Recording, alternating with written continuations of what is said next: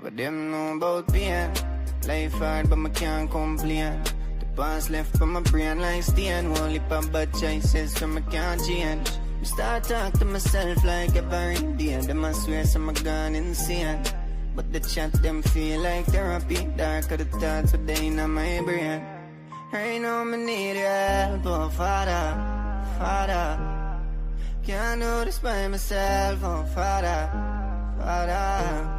Yeah, and every day me I fight my thoughts. When I feel for murder, they all of them lads. I need your strength, oh Father, Father. Yeah, right now I feel like I'm trapped in a basement. Dark room and the walls, them a caving. But one move, I'm not get no space when I try. Don't know why. Them see me stuck and them not if help me. Nah give up, but them calling me lazy. Nah give up, though them calling me crazy. I try. Oh, yeah, right now I need your help, oh Father, Father. Can't do this by myself, oh Father, Father, Father. Every day me I find my thoughts. Me feel like for murder, the whole of them lads. Need your strength, oh Father, Father.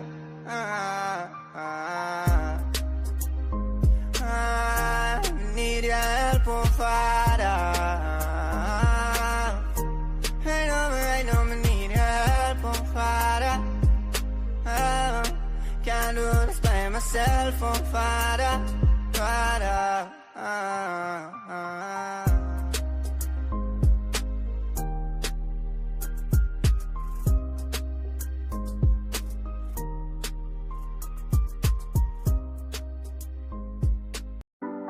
From the islands, from the east to the west side, that's my land. The secret was my home.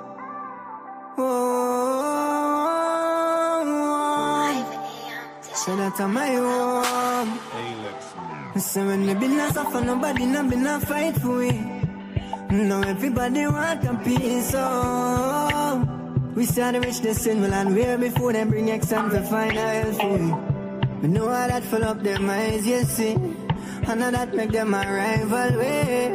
Me just wish them could have seen all of the years they been a suffer like that. Me say forever, forever and ever. A secret was my home. A secret was my own. From the islands and rivers and mountains surrounding, the love in my heart is resounding. I'm loving Guyana, my country, but that secret boy is forever my home. Remember childhood days, the by the riverside and laugh and play. The black water when I learned to swim back then, still living in my memories. Always try live good with neighbors. From them cry we have for assistance. And when we didn't have much, everybody liked us. That's why we don't believe that. When we see it on the media, yo, them coulda tried claim peace of my land. When we never see none of them when struggle me not go on. Yo, what kind of leader? Fight down poor people for land where them grow up on. Most generous people in the world. From anyone knock we are open windows. But forever, forever and ever, a secret boy is my home. A secret boy is my own. Yeah. From the islands and rivers and mountains surrounding, the love in my heart is resounding. I'm loving Guyana, my country, but a secret boy is forever my own. Forever my own. A secret boy is my own. Secret boy is my own. Yeah. So forever, forever, forever. A secret boy is forever my home.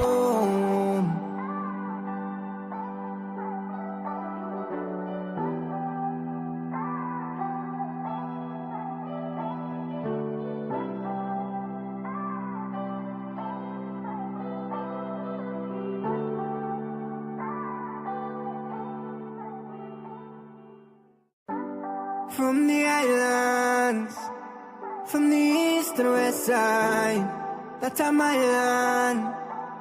The secret was my home.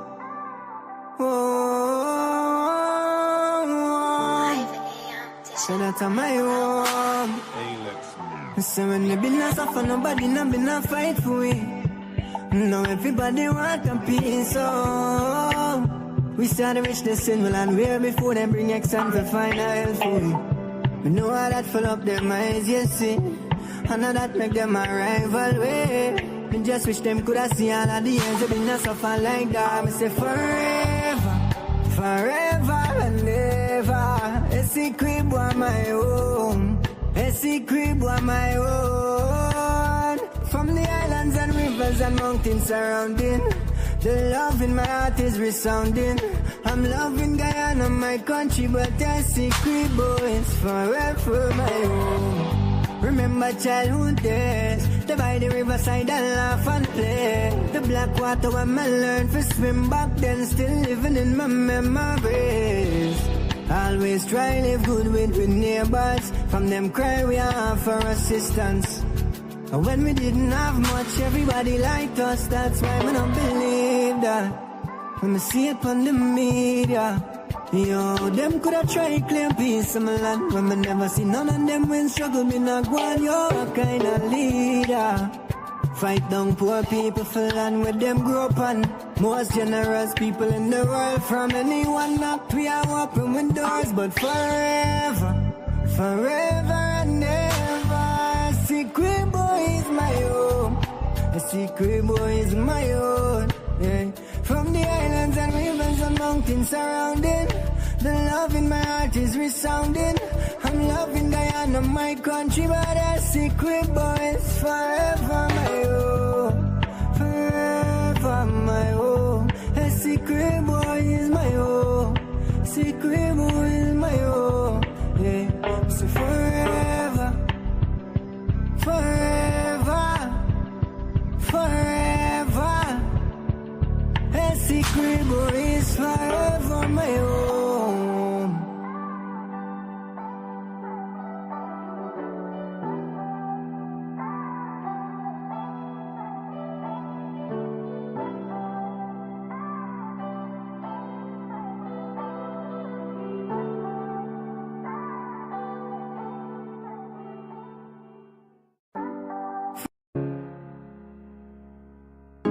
This is Quincy Anderson. You know I love my country. There's no other country better than mine. Welcome to Guyana, land of 6 races, 6 different faces, and we all live in love.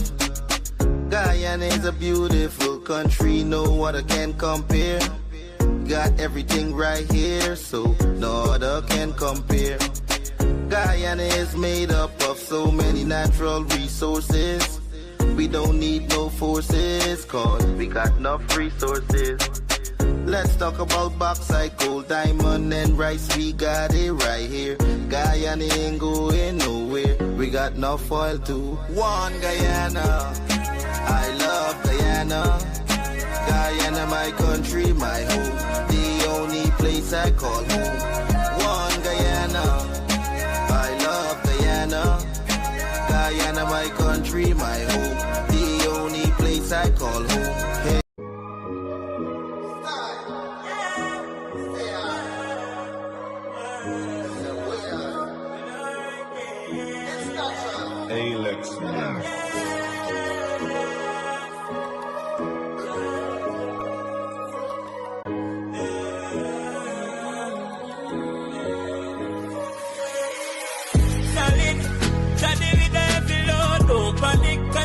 Another episode. And through it all, we have to hold on. Face the fears and fight no matter how long. Solid, chatty with the heavy load. Don't panic, cause every day's another episode. And through it all, we have to hold on. Face the fears and fight no matter how long. The fight only finish for the weak ones. So when that I call you, watch how you respond. Dark face your fears, fight your demons. Can't be firm, because to it tribulation. It's a heavy load, still a chatana. Have a legacy fi build, so me fi carry on. And the dark days pray fi go to the storm. Now give up none time, cause that's how me born. Solid, another episode. And to be all, we have to hold on. Face your fears and fight no matter how long. Solid. Johnny with every Lord, don't panic, cause every day's another episode. And to be all, we have to hold on. Face your fears and fight no matter how long. Solid, just like a rock. Spiritually we fight a lot. They trap them, said ya cancel that. You just can't stop me, not try do that. Got to be careful of negligence. Move wise, use up your intelligence. Guard of honor like the presidents. Progress on this evidence. Me no care how much time they want turn me down. Things say me woulda tumble down. Chant to me ancestors big Congo drum. That's why me know me have to overcome. Stand firm and not lean for no one. You can set up your own program.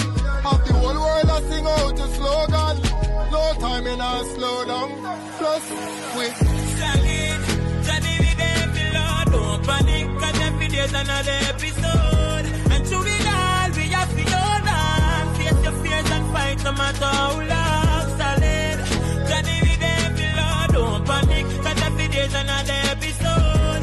And to be all, we have to hold on. Face your fears and fight no matter how long.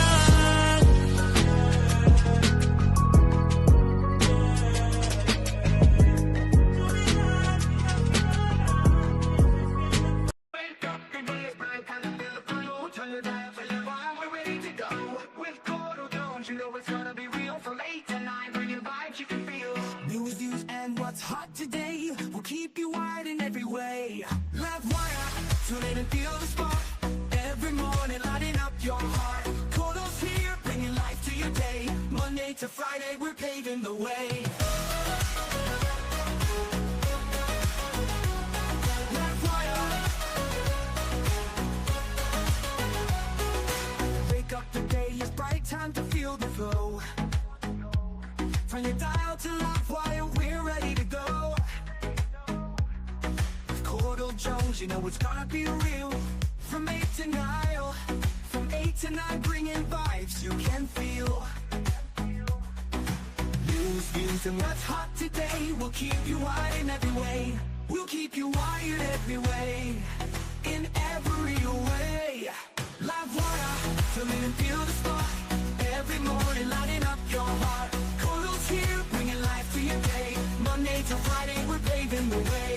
Stories that matter, we got the scoop. From the latest headlines to the local truth. It's your community, your voice, your power. Livewire hits you every hour. So grab your coffee, your tea, or toast. With Courdel Jones, we'll give you the most. Livewire, we'll give you the way.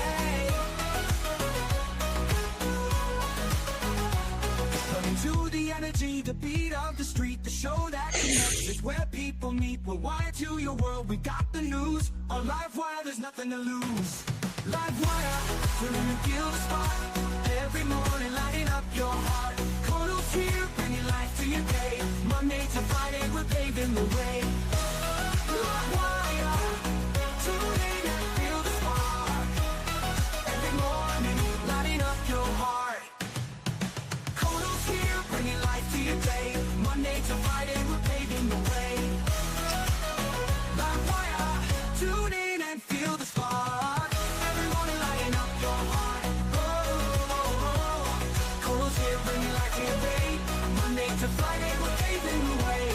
Stories that matter, we got the scoop. From the latest headlines to the local truth. It's your community, your voice, your power. Livewire hits you every hour. Livewire, tune in and feel the spark. Every morning, lighting up your heart. It's your community, your voice, your power. Livewire hits you every hour. Wake up, the day is bright, time to feel the flow. Turn your dial for your vibe, we're ready to go. With Courdel Jones, you know it's gonna be real. From 8 to 9, bringing vibes you can feel. News, views, and what's hot today will keep you wired in every way. Livewire, tune in and feel the spark. Every morning, lighting up your heart. Courdel's here, bringing life to your day. Monday to Friday, we're paving the way.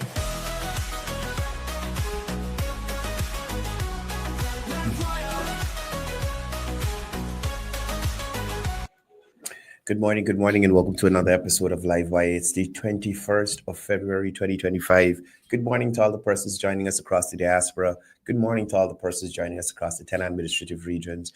And special good morning to all the persons joining us in the comment section. Thank you guys for being here yet again. I do apologize for not being here yesterday.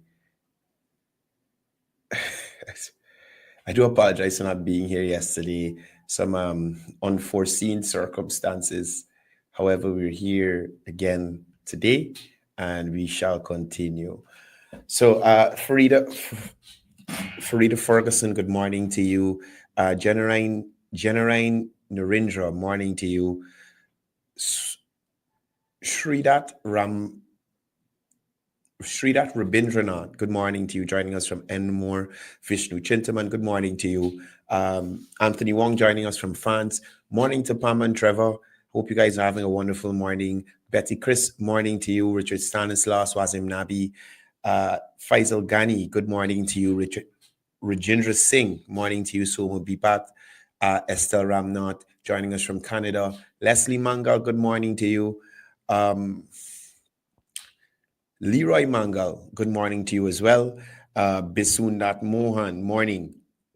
Alan Khan, Mohammed Isaf, Prasad Pati joining us from Kitty. Ormela Gusai.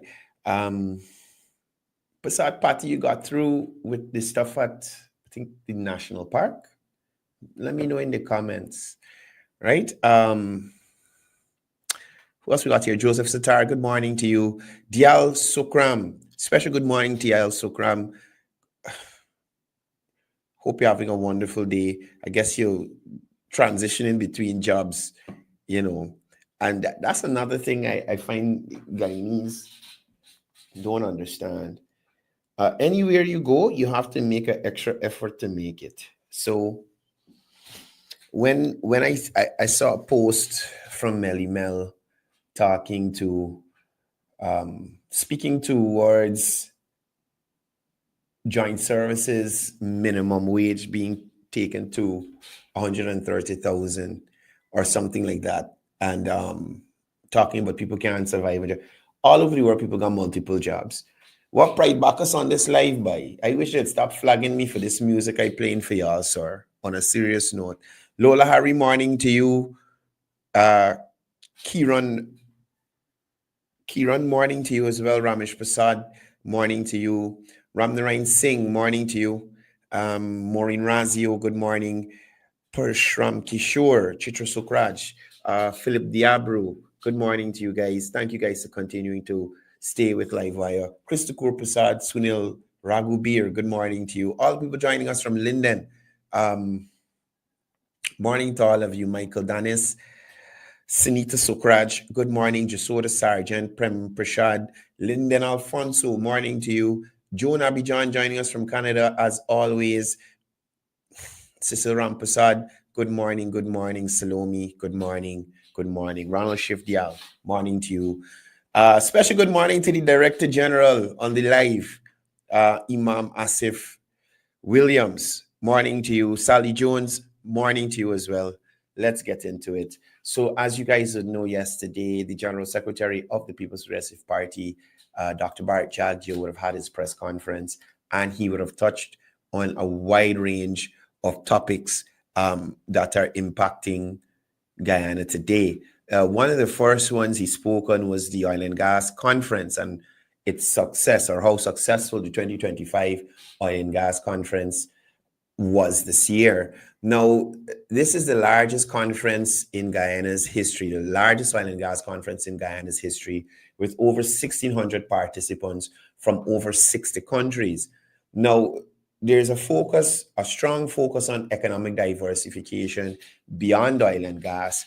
And I must say, aside from the press conference, we have seen the Irfan Ali-led administration, whilst taking the time to explore and ensure Guyanese benefit from Guyana's oil and gas resources, there's also a heavy emphasis on the traditional sectors, agriculture, mining, lumber, and those kinds of things, to ensure that there is longevity and continuity, and there's not this wholly and solely reliance on the oil and gas sector, which fluctuates with prices as we all would know. He did also make us aware of the AI and financial technology companies and their interest in terms of investing in Guyana. And this can only augur well for the future for us. This will help to create employment for young Guyanese coming out of the tertiary education institutions that have now been officially made free under this Irfaan Ali administration. We also learned yesterday that the African Exim Bank is offering 1 billion US to local businesses to help advance, diversify, expand their businesses as well. He went on to talk about economic diversification and growth, and he made mention of the need for a diversified economy before oil and gas resources decline. Now, strong investment interest has been placed in the non-oil sector, with more international companies and even local companies investing in the traditional sectors, whilst we have seen an increase in terms of persons and businesses, companies wanting to invest in the oil and gas sector. Now, there is a need for more sophisticated financial services in Guyana, and the government has systems in place to advance the advancement of these financial services. There's also plans to digitize banking for greater financial inclusion. Now, he went on to talk about the gas energy project and give some updates. He did say that delays may be possible until 2026. Now, again, while some persons might want to hold on to the fact that the project will go over the specified end date, again, I'm saying this project is on its way. It will be completed, and the vice president and general secretary reiterated this as well, and it will be completed despite whatever issues or things that may need to be sorted out in relation to the government and the contractor currently, right? Now, the government is considering arbitration versus negotiation on the contract disputes. So hopefully this process will deal with all the issues that the contractor may be experiencing, and also ensure that Guyanese get a reliable source of power so that our blackout issues aren't as bad as they used to be in the past. Now, he placed some emphasis on not rushing the project at the expense of national interest, right? Now, these kinds of projects, you'd want to make sure that everything is done to a certain standard, and also the contractor fulfills its obligations to the government and the Guyanese people, right? Despite the noise you hear from the opposition about the project being delayed and things like that, I maintain there is no project of this magnitude that we could compare it to during any time that they were in office.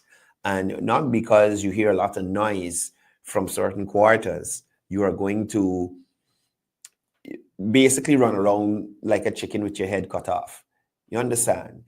We have seen steady, sure, and true leadership from this Irfaan Ali-led administration and previous PBPC administrations. So as a Guyanese who is in line to benefit as well, even if the project is completed in 2026, I understand that the government has a long-term vision and a big picture vision in relation to alleviating the power issues faced by Guyanese today, right?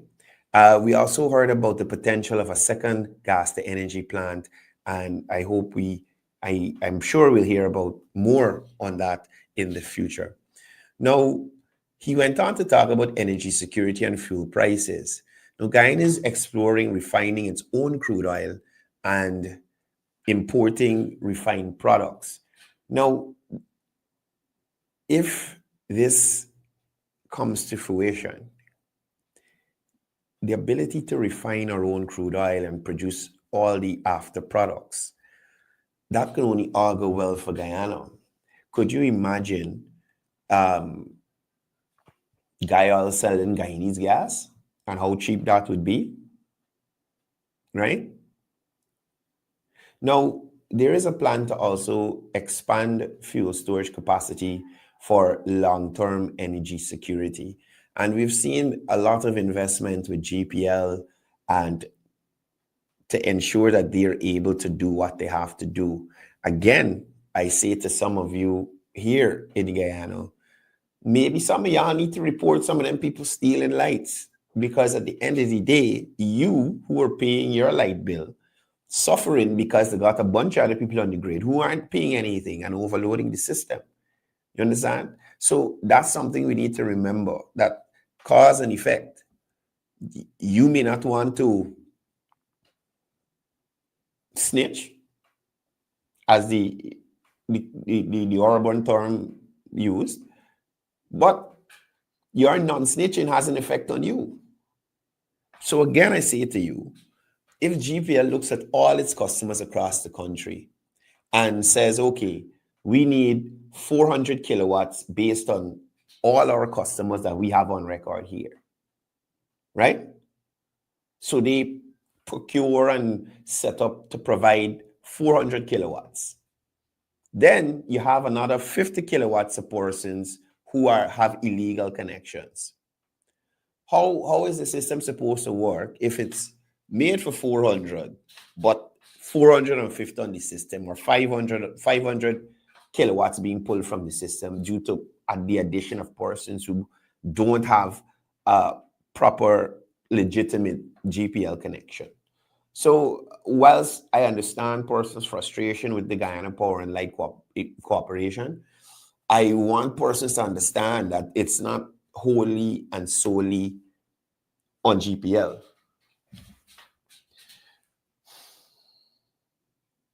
Hi, Vishal. Morning. Good morning, my friend. How are you? Not too bad.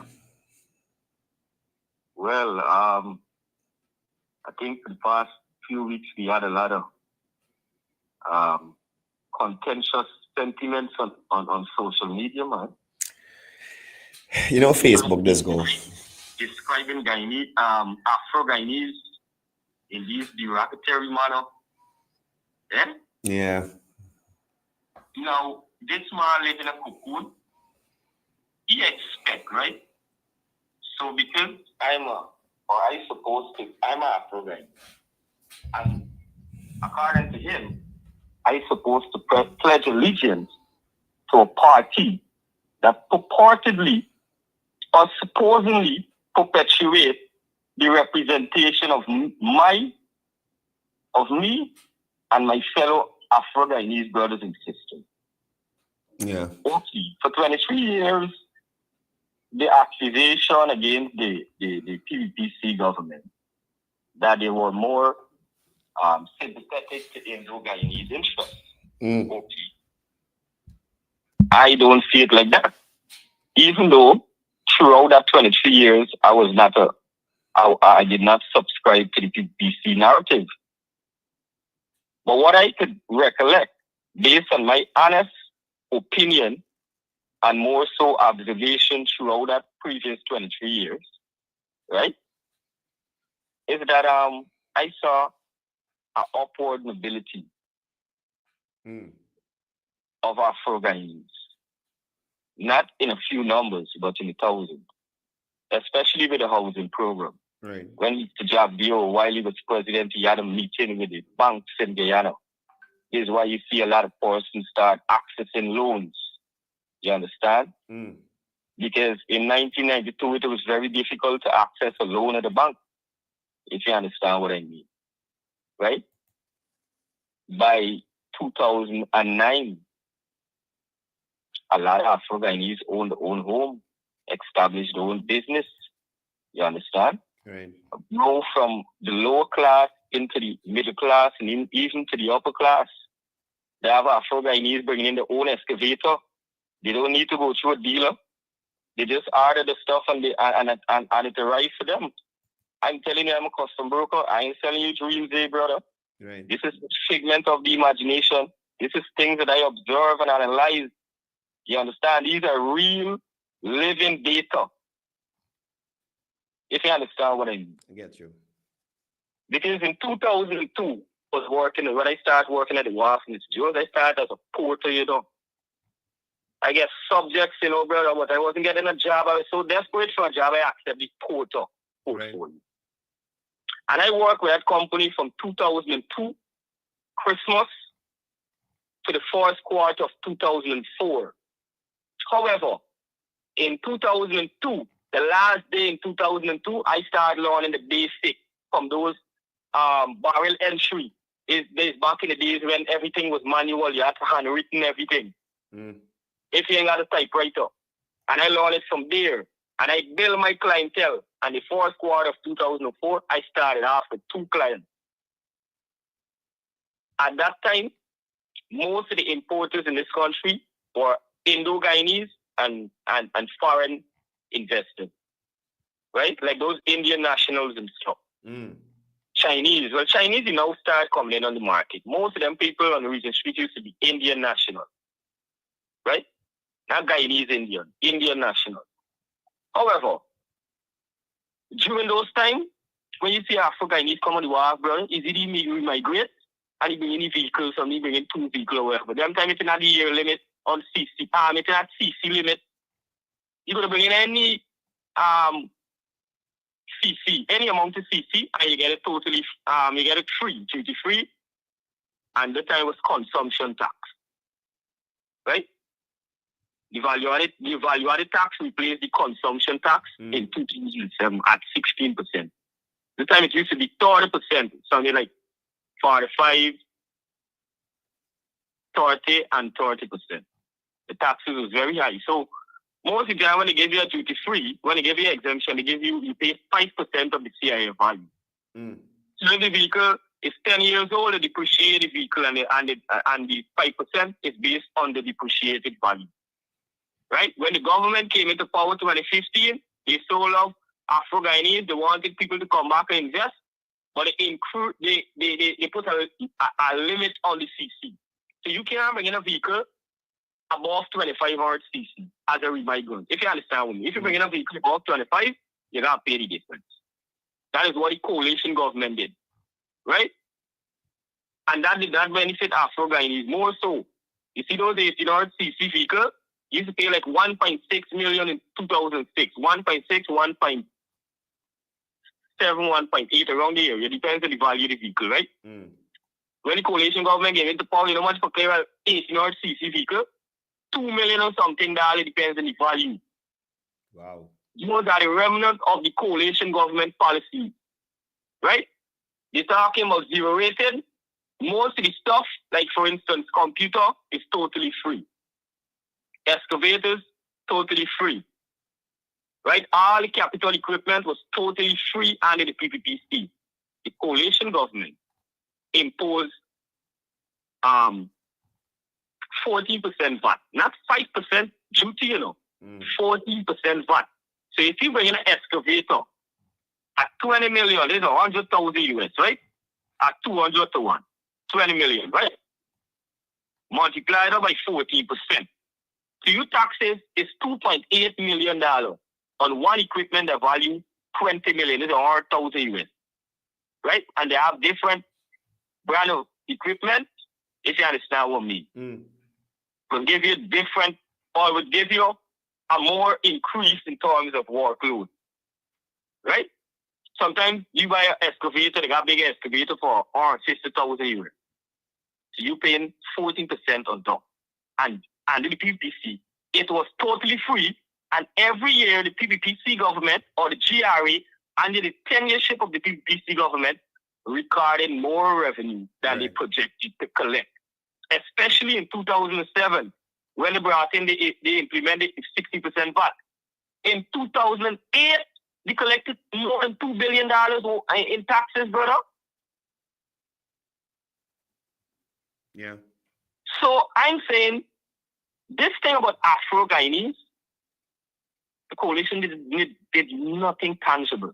Not even a tangible or not even a financial instrument. Whether it's through a loan, a grant, if you understand what I mean. Yeah. Or giving them the physical access to the product. I mean, the government bring it in and they give them wherever. They didn't even set aside $15 billion. If Afro-Guyanese benefit $15 billion for the 2015 budget, Mr. Jones, I want you to highlight it on this program as we fact-checking and fact-based, right? Right. I want you to highlight it. In 2017, you remember when they started off with a nice bonus in 2015? And then it started to go down, 25,000 in 16. You know what they said in 2017? It is unsustainable. I know what the word unsustainable means, and I know what I'm absolutely sure, as an intellectual as you be, you fully understand the meaning of the word unsustainable. Right? The soul of the increased tuition fee at the university by 35%, not even 5% or 10%, 35%. Right? This soul of Afro-Guyanese, the government had the audacity to say to young people, their responsibility is not to create jobs.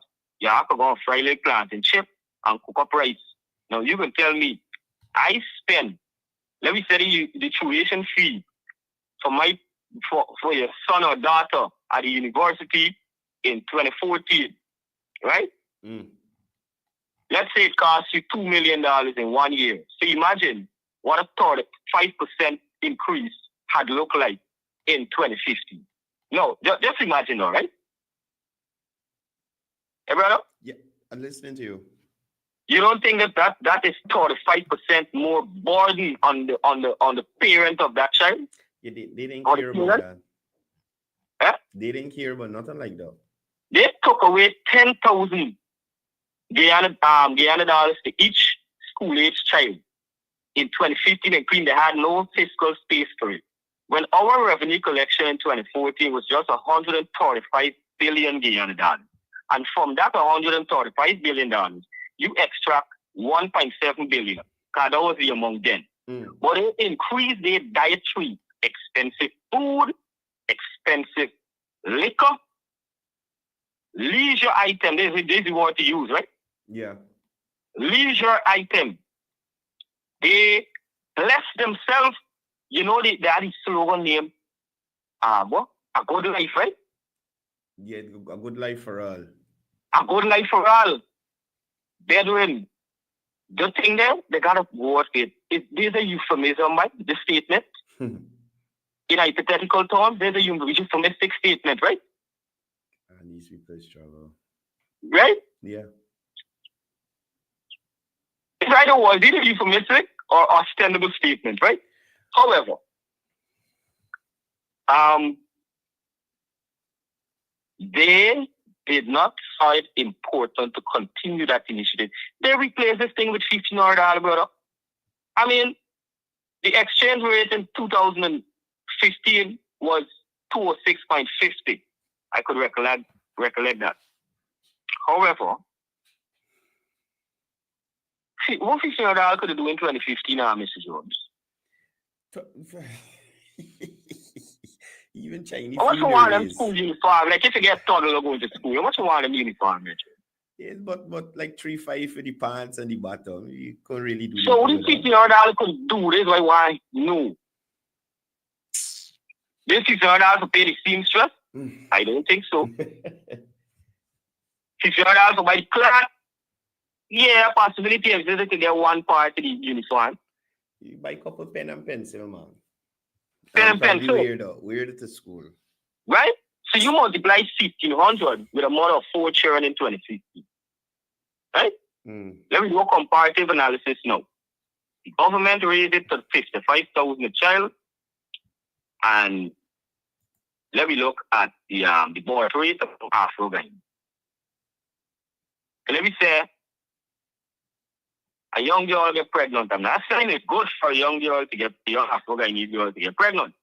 But in this specific case, it seems as though Mr. Hines were very much specific and detailed in his attacks, right? In this way, we're not attacking, we're comparing. Or we're making an example. For example, a young Afro-Ghanaian teenager get pregnant at 16. Maybe the process or how everything happened, she didn't cater for it, but it happened. Sometimes the young father, he didn't even cater for a little son or daughter. You didn't understand what I mean. Sometimes he didn't understand, you know. Sometimes his family in a situation too. He trying for that, he try to mother. And he says, wrong, we doing. So I'm to the girl now. She ain't got no money. If you understand what I mean. Yep. Sometimes your mother is a maid. Or a yard, no. And there's a process in the family all the time. Yeah? We're seeing them there. Man, it's a good thing we're in better hands, Michelle. Anyway, thank you for calling this morning and sharing with me. Yeah. Enjoy the day. More life and strength and victory in 2025. You know that. Definitely. All right, Vishal. Yeah, some good points there by Vishal. Now, coming back to the General Secretary's presser yesterday, he also took some time to talk a bit about transparency and corruption claims that have been leveled by, certain quarters. Now, Guyana has been recognized for its significant improvement in Transparency International's latest index, right? The General Secretary also called out the Transparency Institute of Guyana in what it seems to be a bias against the PPP. Now, he also went on to expose Troy Thomas and Martin Gulsaran for whitewashing APNU's corruption in previous reports. Now, he made us aware of $419.5 billion being spent without any parliamentary oversight, right? And you have persons here in this country right now with a legitimate administration that is implementing major and tangible changes in people's lives across the country, infrastructure and all sorts of things. And they level a bunch of allegations against this administration, when every cent that is expended has the approval of the National Assembly. So Mr. Thomas and Mr. Gulsaran are highly hypocritical to look at the splinter as I am saying that there's no government that is completely perfect. And you might have persons within ministries doing their own thing. And again, the General Secretary said yesterday when I think he was speaking to something in relation to GPL, ask the CEO, because the government usually has to face the fire when these agencies aren't functioning. And it's not like Minister Indar is sitting at GPL every day, looking over the day-to-day operations at GPL. No, if you understand where I'm coming from. He is there for policy, direction, and to go based on the information that he receives from these technical people at GPL in relation to what is required to provide sufficient electricity to the Guyanese population. So, as the General Secretary said, pose these questions to the agency heads and have them explain in detail what are the issues, what's causing the problem. You understand? But coming back to this $419.5 billion spent by the APNU without any approval from the National Assembly. How can these people talk about corruption? How could these people talk about mismanagement? How can the people who decided not to follow the rules claiming that they got other persons breaking the rules? Now, mind you, whilst they're making this claim that Others are breaking the rules. They're not providing you with any substantial evidence.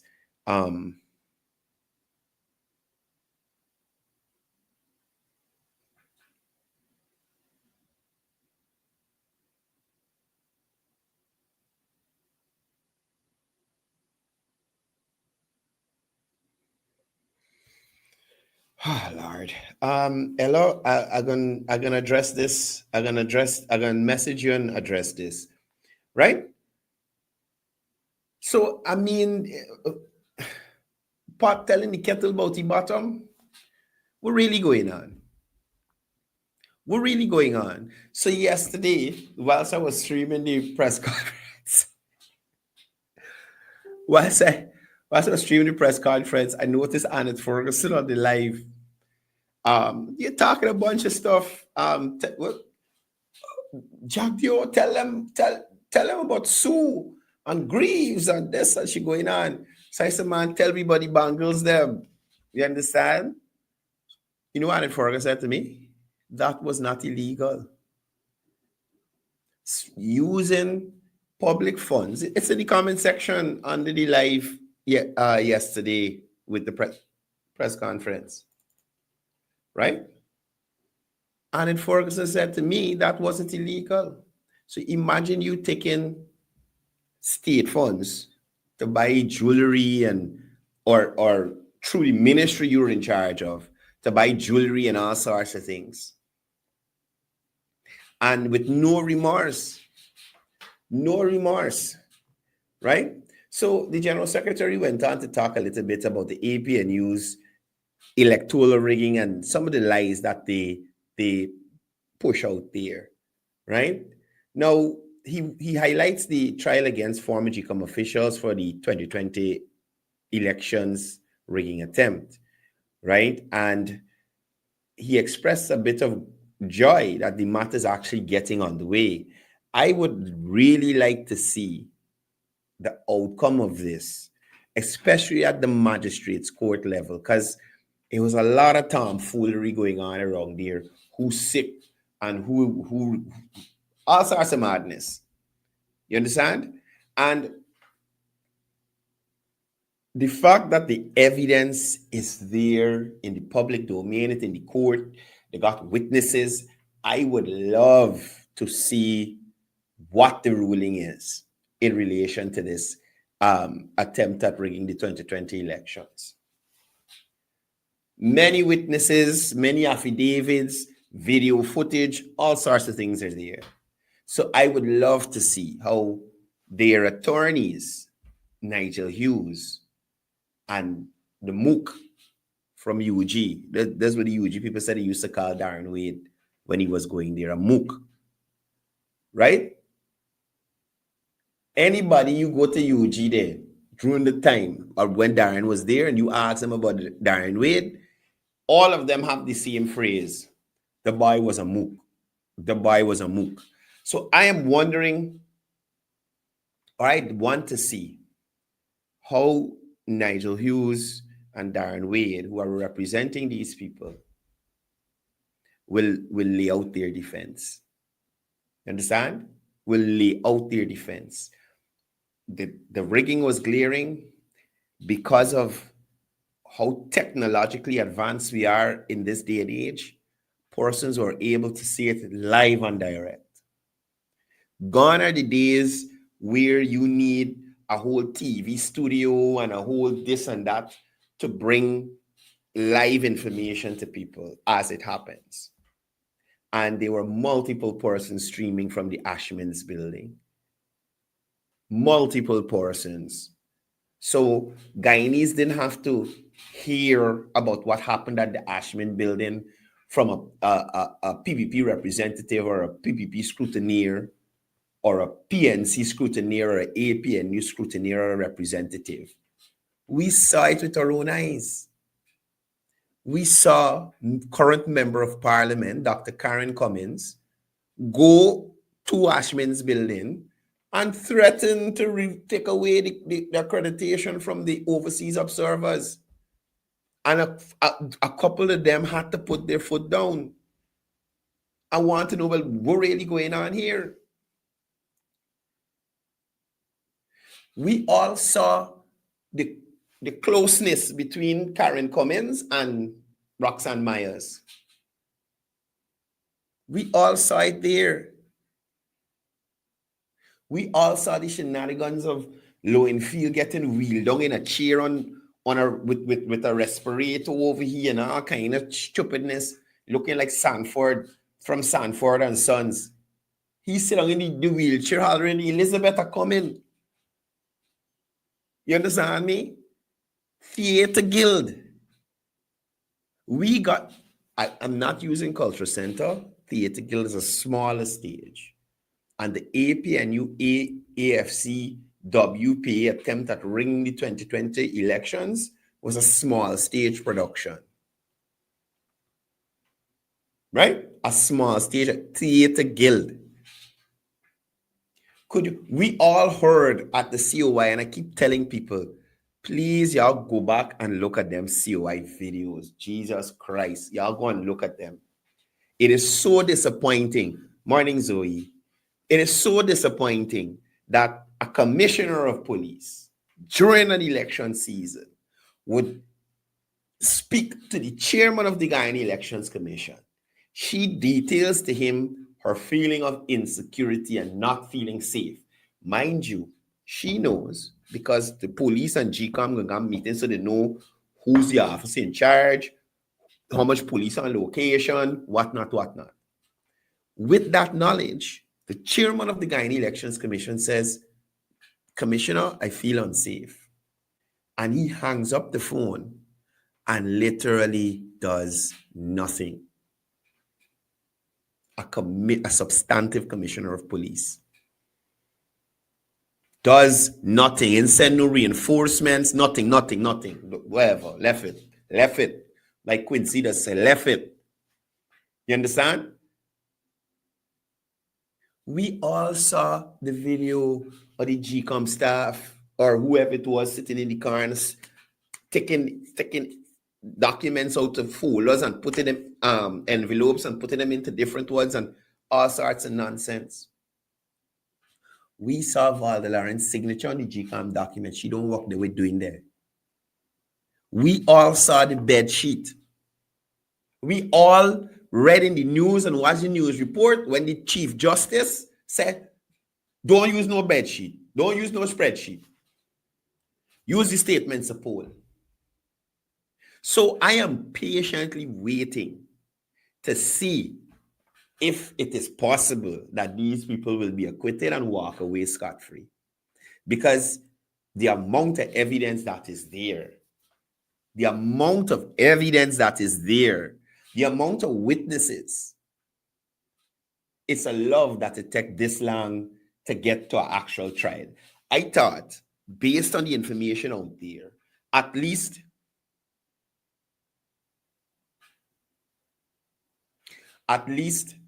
by 2022, the whole thing would have wrapped up. You understand? That whole thing would have been wrapped up. But here is what is even stranger. Even stranger. Now, these persons who are before the courts are former GCOM officials and representatives of political parties. The political parties, the persons who are involved in this, those persons were from a political party that is or based on a memorandum of understanding currently in a coalition. They currently operate as a team, despite whatever you hear from the very same person. And that's why this thing's so nasty and incestuous. It's gross.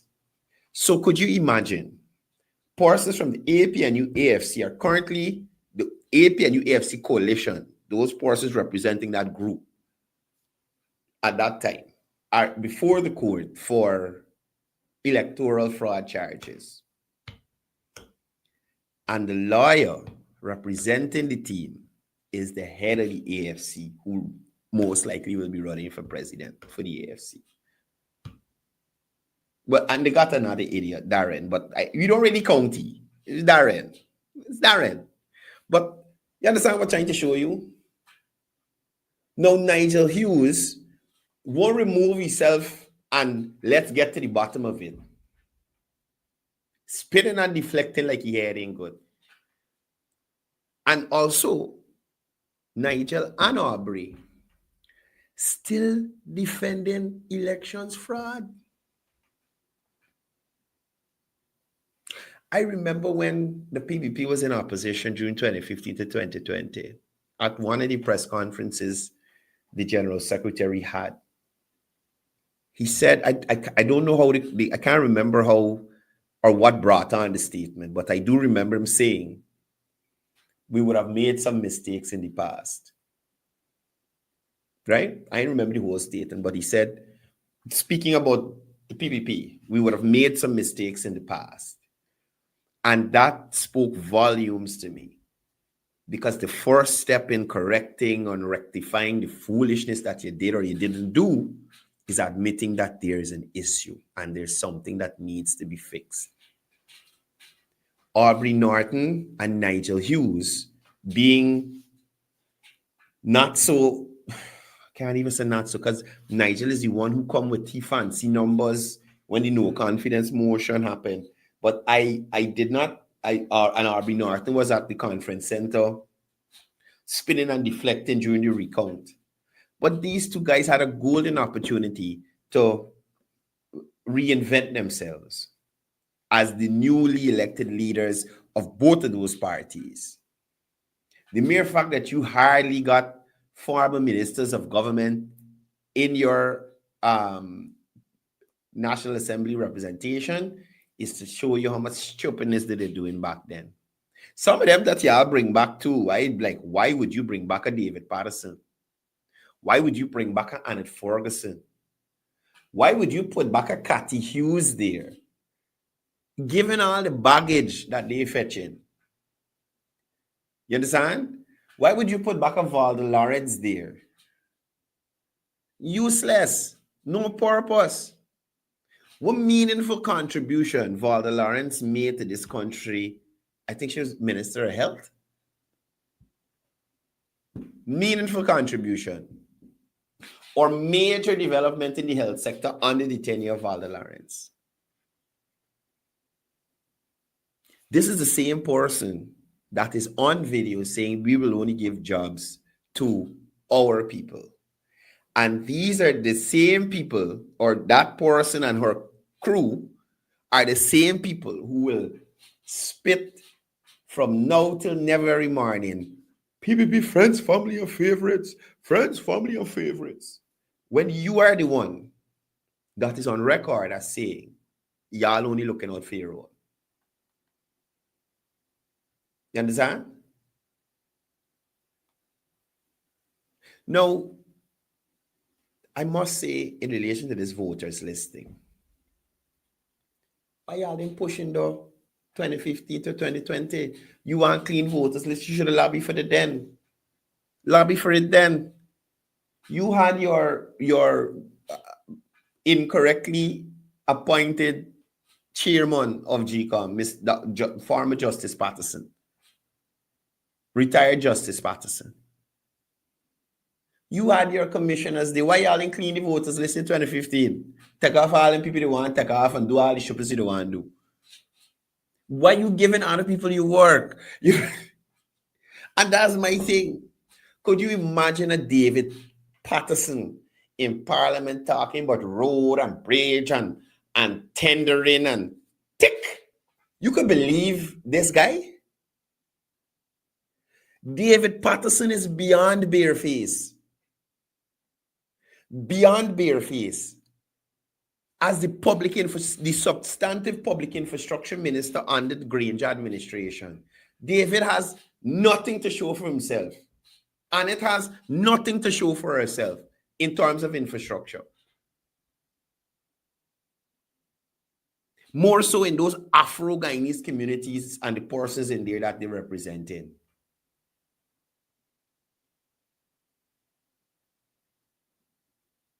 David Patterson talking about procurement process when with He Harbor Bridge debacle. David Patterson, sir.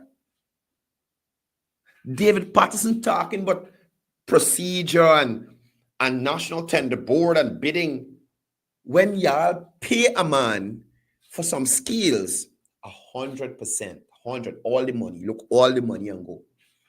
And on to this day, the man ain't deliver no skills, David. I think he brain cross like he eye, because you can't be thinking straight, brother. You can't. How could you mention these things knowing what you would have been involved in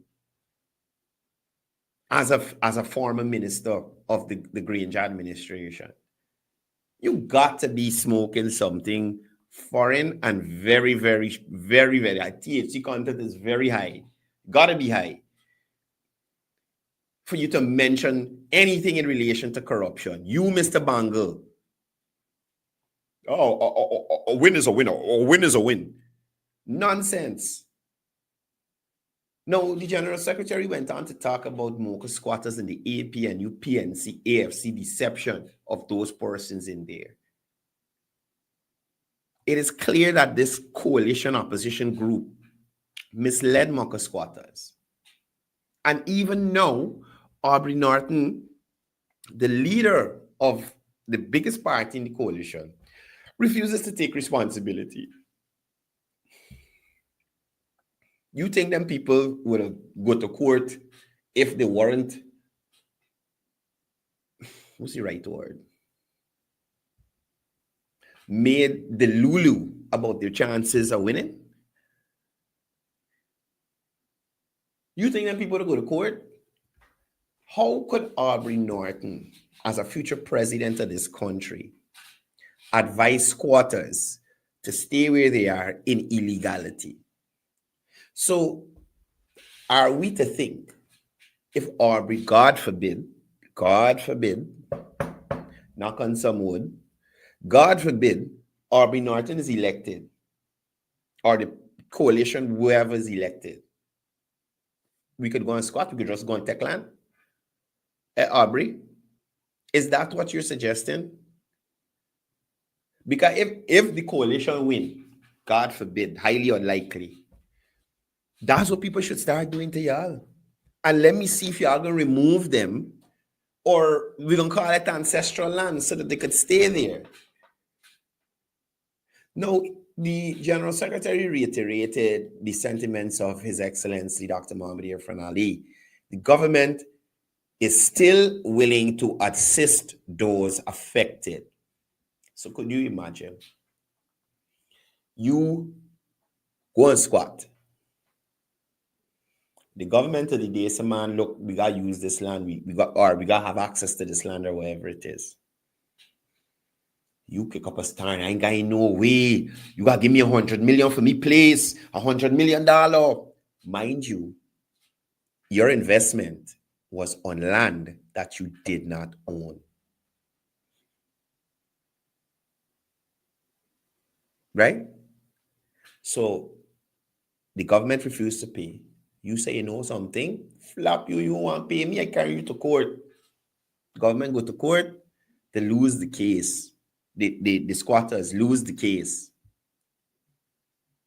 And that's to show you how mature this PPP government and administration and persons in that party are.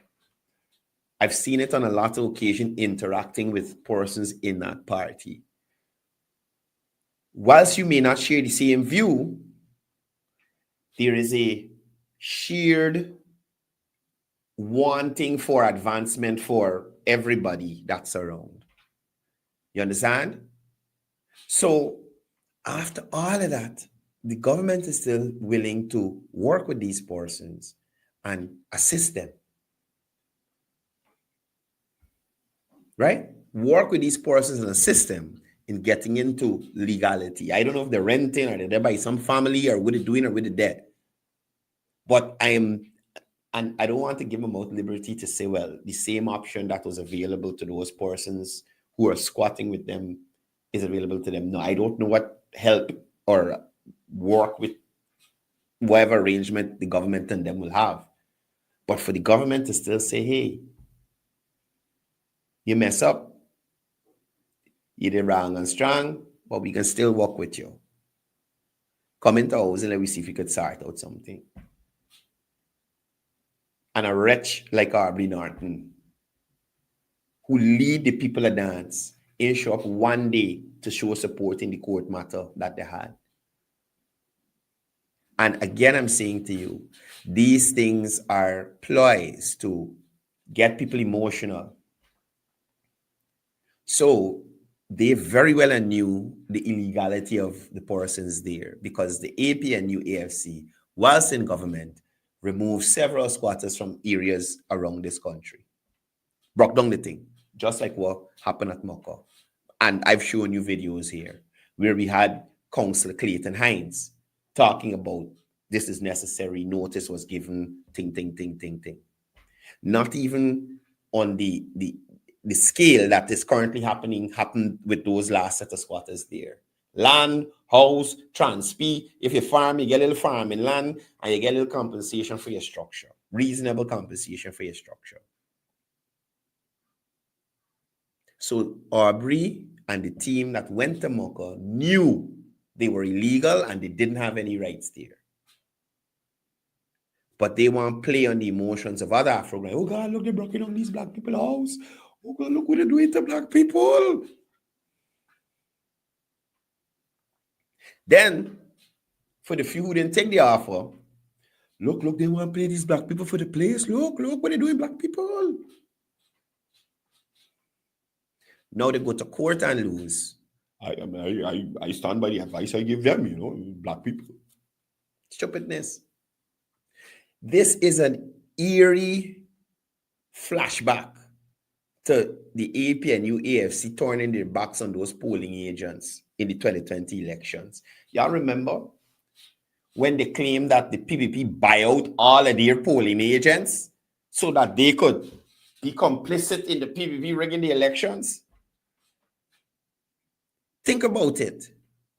The people who come and, like I said, their polling agents, me talking about GCOM staff, I'm talking about persons that the coalition parties selected themselves and submit names to get accreditation to go into these polling stations and look over the coalition's interest. Yeah, just think about it. These are persons who on election day decided that I will come out and represent the PNC, AFC, WPA, JLP, or not JLP, Sharma Party, Justice for All, and whatnot.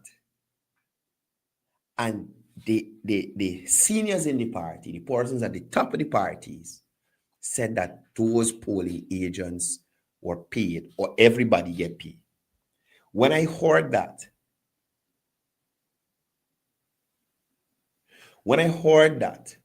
I was thinking to myself, Jesus Christ, who got so much money?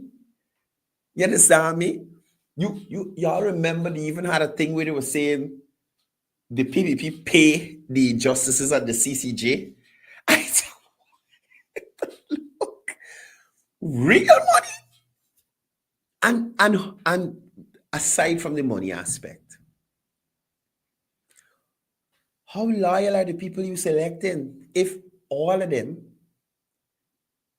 who decide to come out and look out for the interests of your party decide to say flop the PNC, AFC, WPA, whoever else. We taking this little freck for the one day. Could you imagine? Now think about this. These polling agents were not confident enough to allow, or according to them, to not take this money and allow the coalition to win, according to them, and for them to benefit from the coalition in government. So the coalition in government, that elections, and their polling agents, instead of waiting for the bigger payment of the party I represent, winning these elections and going into the government and having access to all the government funds, take the small freck from the PPP to turn on the party that they come from. Make it make sense. Make it make sense. That means they had no confidence in the party that they was representing. Because clearly, they wasn't doing nothing for them whilst they was in government legitimately. So these people say, you know something? Why instead of we help the coalition get back into government, let me take this payment, allegedly. That's what the coalition alleging. That their agents were paid. It's crazy. It's crazy. Now, the General Secretary went on to talk about Nigel Hughes and land corruption. And he exposed Hughes' duplicity in land transactions. Now, Nigel Hughes has asked the government to halt certain transactions because it's an election year. And he received 75 acres of land in caretaker mode.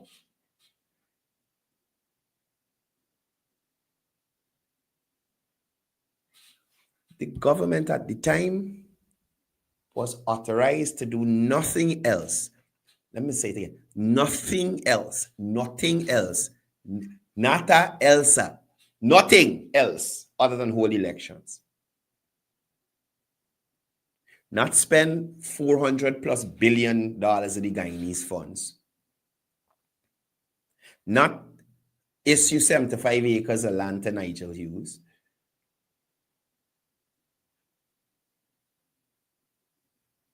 Right? So, what is the difference here? Is the Irfan Ali administration legitimate? Is it functioning? Has any court or anything put any limitations on the functionality of the Irfan Ali administration? Negative. No. Niet. So how could Nigel, and that's the thing, I keep saying to y'all, some of these people are supposed to be super bright, just come over super, super stupid.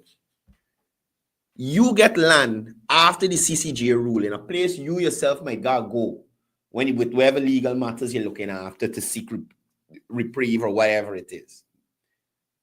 So you understand more than probably Granger, who's not a lawyer, and some of the PNC people who are not lawyers, the ruling of the CCJ and what the caretaker mode meant. Why don't we hear from Nigel Hughes and all these persons talking about corruption and mismanagement, about the money spent in that time by the APNU AFC administration? You were not authorized to do that. You were authorized to hold elections. Now, the General Secretary also spoke on the underpriced land deals involving Hughes' client. And again, duplicitous. So you attacking the government for selling land or issuing land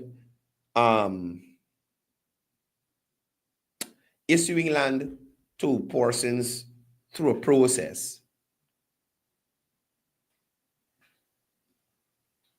And in that process, that person paid more per acre than the deal that you had or the persons you were representing.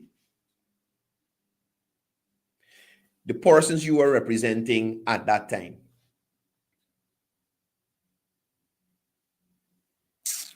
Look, Nigel is trouble. Now, the GS went on to talk about the attacks on free-thinking Afro-Guyanese. Due to the president's address, he didn't have a press conference, so some of these things sort of happened last week, the week before, and things like that. So he spoke to David Hines' racist comments against Afro-Guyanese and denounced and condemned it. And he noted that Norton refused to condemn David Hines' remarks. That is because Aubrey Norton feels the exact same way. Maybe he has more political sense not to say what David Hines says, but in his mind, any Guyanese, my opinion, in his mind, any Guyanese that doesn't support the coalition or a predominantly Afro-Guyanese party is a lickbatty, a soup drinker, a house slave. And those who are of other descents are deemed as slave catchers. And even some Afro-Guyanese are deemed as slave catchers as well. In this country, we are, all of us Guyanese are allowed to choose who we want to support. You understand? Lily Prashad, I did wondering the same thing too, but you know, I ain't too sure what Salima choose on this morning, so I'm gonna leave her on her rights. But like I saying, at the end of the day, all of us have the ability to choose the party we want to support, and not because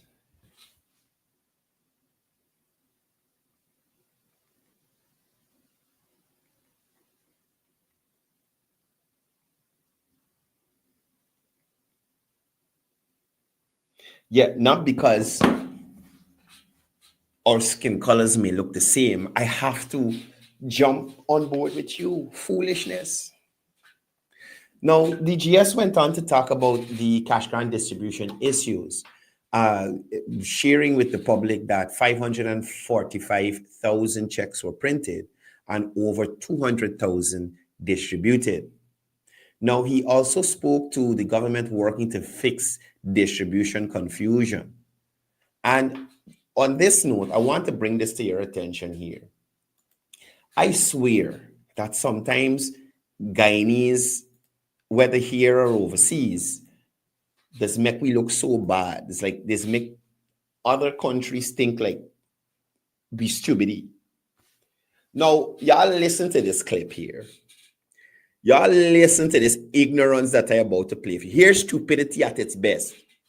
Days or think 2 days or the same day ago, you get 3 days to change your check. If you don't change your check in 3 days, it ain't valid no more. You get $100,000 for game. Them ain't telling y'all though. Them ain't telling people though. People gotta find out first.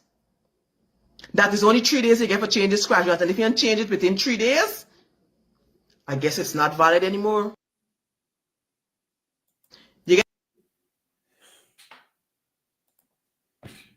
Listen to this one. Listen to this broad mouth kavakamite. Oh God, look, I swear, I don't understand like how people could sit down on a live and talk certain things. Any check around the world, any check is not valid.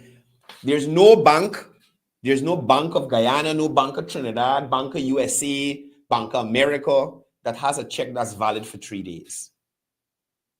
That is completely retarded. You hear me? Nowhere in the world. Nowhere in the world. 3 days. Currently in this country, checks are valid for 6 months. 6 months. And I know that idiot knows that. 6 months. Every place is not 6 months. Some places, 3 months. 3 months. Right? So could you imagine this worries? And you know what I think she's talking about? Indeed, maybe the crash grant that she's talking about, that those checks expire in 3 days. Because I don't know which crash grant she's talking about. The cash grant that the government is sharing. The checks from the Bank of Guyana, valid for 6 months. Look, somebody here from New York saying that checks in New York are valid for 120 days. So could you believe that this worries here? I think 2 days This or worries here. This worries here could sit on a line and tell sensible people living abroad and in Guyana who using the banking system, everybody get in check. You understand? But for those who may not know, mislead people in such a manner,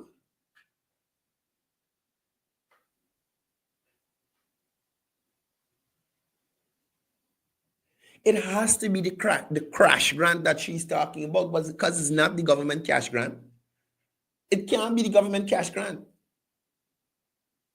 No. 3 days. Plus, listen to the beginning. It go from 1 to 2 to 3. Listen. 2 days or the same day ago, you get 3 days to change your check. If you change your check in 3 days, it's invalid no more. You get 100,000. Anyway, let me think. I just can't process these. Mikey the boss, when you said in Barbados it's 3, you mean 3 days or 3 months? Let me be clear, because I see you said 3. So I just want to know, is 3 days or 3 months? Because even there, I highly doubt it's 3 days. This is next level misinformation. That's something the public could easily go and find this out. And just as how Melly Mel has been encouraging persons to boycott certain news agencies, people should boycott her for this misinformation. You understand? You should be boycotted for this misinformation. You damn well know 3 days.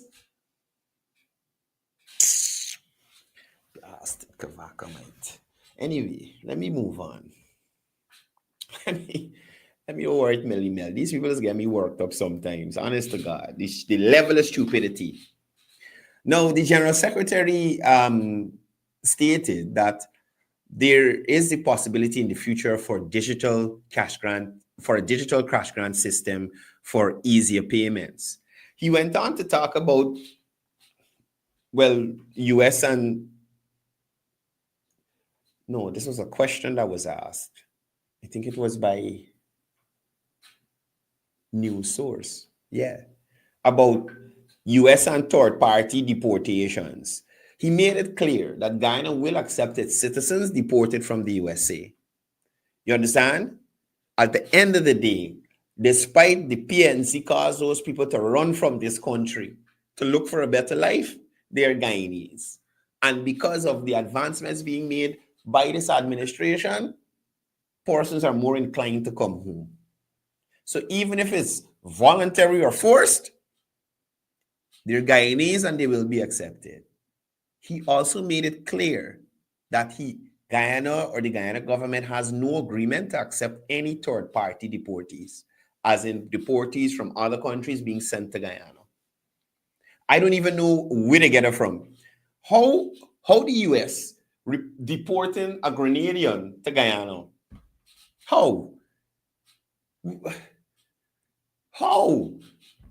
are you sending somebody, let's say they go in from Cuba, how are you deporting them back to Guyana? Think about it. How are you deporting a Jamaican who probably go illegal, get catch? How is the US deporting him back to Guyana? Is Guyana his homeland?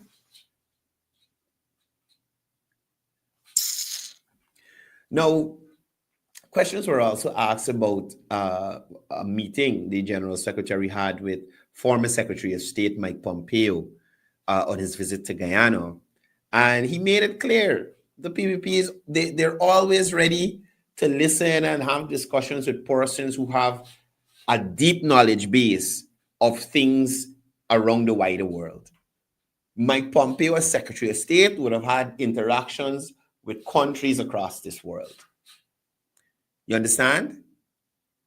And the PPP and the government of Guyana, the current government of Guyana, will always engage with persons with a wide knowledge base. He even took a little dig. He said, probably this is why you don't really engage with Norton. You ain't got too much knowledge to share. Right? Anyway, guys, I am out of time. I had 3 months, yeah. Mikey the boss, 3 months Barbados. So I don't know the tomfoolery Melissa Atwell is going around telling people. And you know what is even funnier, the people who tell the most lies and go on the worst ain't really that from coming back to this country, you know.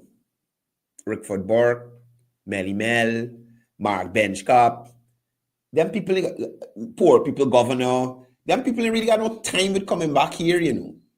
Melly Mel, according to what I would have heard, is, I guess, seeking asylum or she get it or whatever it is. Rickford Burke is a U.S. citizen. Right? Poor people governor, I think he's a Canadian.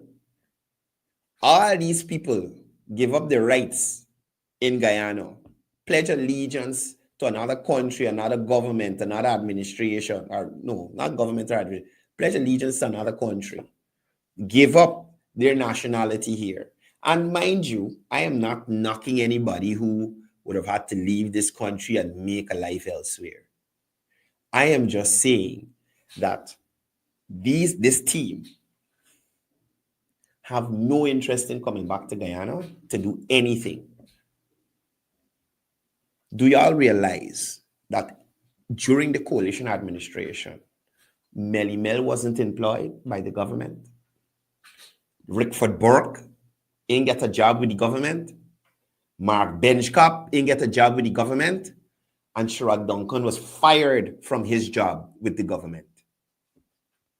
And these are the people who are coming to you to play, oh, they're lobbying for Guyana, and oh, they care so much about Guyana. Get away from here with that nonsense. Anyway, guys, I'm out of here. Y'all have a very safe weekend. Don't forget to check out Sunday from 4 to 5 p.m. The Man Behind His Emotions with Randy Shepard. It's okay to say you're not okay. A program designed to help engage men so that we have more productive, respectful men in our society, and young boys are given the proper guidance they need from male figures so that they are not abusive to women and they don't have low self-esteem and they know how to deal with their emotions and not lashing out when they feel overwhelmed. So check out Randy's program. Also, check out the last episode of Behind the Agenda with myself and Joel. He touches on quite a few topics and, a very interesting program. We'll be back next Wednesday for you guys with the now regularly scheduled programming. Also, guys, don't forget, if you're looking for an audio system, you have any event, graduation, wedding, political rally, look, I even send this flyer to them AFC people and them PNC people. We rent it to anybody, man. You understand? Check us out. Your birthday party, pool party. If you're a DJ and you need a system and you don't want to bring that whole big box and all that other stuff, check us out at Livewire Audio Rentals. The numbers are on the screen. You're secure with iSecure. Check out iSecure Security Services for security at your home or business.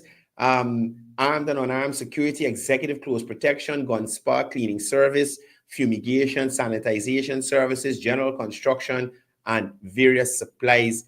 iSecure here in Charlestown. You can get them on 609-7559, right? And finally, executive car wash. Guys, go down there. They have really great packages to you. And they got this special coat thing that they put on them, man. It's got the car glistening like they want blind people. But check out Executive Car Wash. They're located at the East Front Road there, and you can get them on our WhatsApp 612-4871 and get your car washed properly.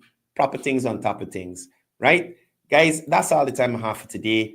Thank you for being here with me on the program. And as I usually say before I go, it's all about peace. It's all about love. It's all about one Guyana.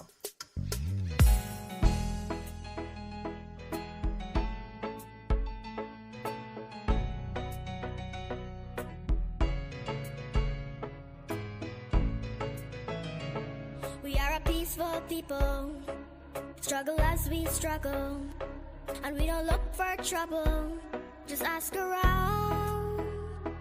But when outside faces from foreign places talk about taking over, we I'm backing down.